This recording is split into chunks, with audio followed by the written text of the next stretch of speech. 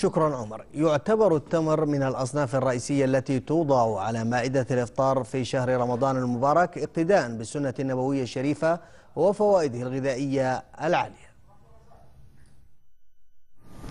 التمر فاكهة مباركة وطعام أهل الجنة، ورد ذكره في العديد من الآيات القرآنية والأحاديث النبوية الشريفة.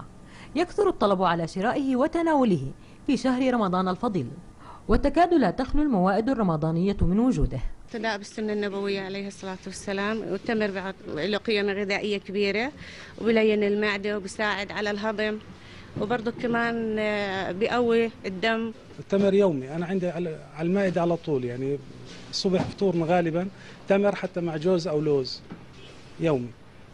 وفي رمضان كمان طبعا وجبة رئيسية. المواطنين صار عندهم ثقافة إنه التمر أساسي، مش مادة بس يعني لمناسبة معينة أو لشهر معين، بس الحمد لله بالشهر هذا الحمد لله كانت الأمور طيبة جدا وكان التمر عليه إقبال. ويعد التمر منجما غذائيا لاحتوائه على العديد من المعادن والفيتامينات وغيرها، وله فوائد صحية على الجسم. فعند البدء بتناوله على الإفطار فإنه يمد جسم الصائم بالطاقة، كما أنه يعمل على تليين الأمعاء وتهيئة المعدة لاستقبال الطعام. إذا الإنسان تعود على أنه يفطر على الأربع أو خمس حبات هدول، وامتنع عن الأكل لفترة، أنه في حيث أنه أقام صلاة أو رجع، فبالتالي أنه مجرد ما أنه ارتفع سكر الدم ارتفعت حالة الإشباع، وبالتالي راح يقلل من كمية الأكل اللي بتدخل على جسم الإنسان.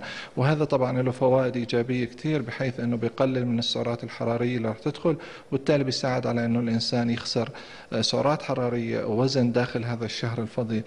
وتتوفر التمور في الأسواق بمختلف أشكالها وأنواعها، ومنها التمور المنتجة محليا، حيث يقوم الأردن بإنتاج 15 صنفا من أجود أنواع التمور، كما أنه عضو في مجلس التمور العالمي.